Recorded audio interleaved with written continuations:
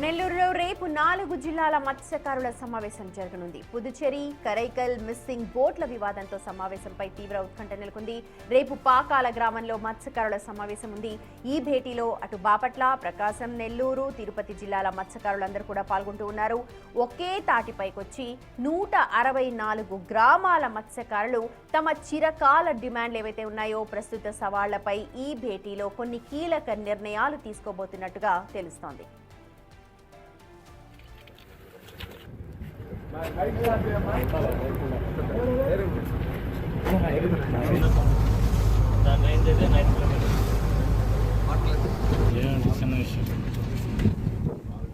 గత 20 రోజులుగా మత్స్యకార గ్రామాల్లో కొనసాగుతోన్న చర్చ ఇది.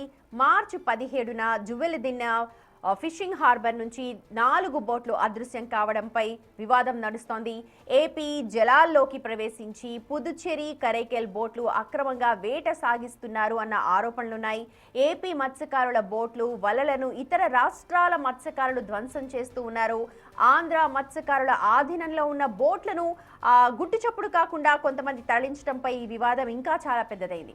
అట్లే బోట్ల విడుదల వెనక ఇసుకపల్లి, మరో 2 గ్రామాల కాపుల హస్తం, పెద్ద కాపుల హస్తం ఉంది అన్న ఆరోపణలు కూడా అప్పట్లో వినిపించాయి. బోట్ల విడుదల వెనుక ఎంపీ బీదా మస్తాన్ రావు హస్తం కూడా ఉంది అని అంటున్నారు మత్స్యకారులు. అయితే తనకు ప్రమేయం లేదు అని చెప్పి వివరణ ఇచ్చారు. కానీ బీదా మస్తాన్ రావు టార్గెట్ గానే ఇప్పుడు వైసీపీ నేతలు ఈ విమర్శలు చేస్తూ ఉన్నారు. అయితే ఈ సమావేశానికి రాజకీయ నాయకులు, అధికారులకి అసలు సంబంధం లేదు అని అంటున్నారు మత్స్యకారులు.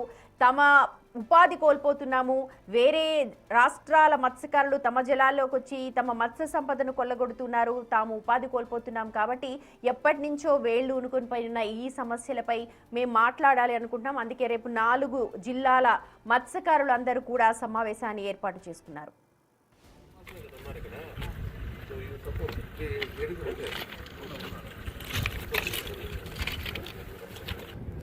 My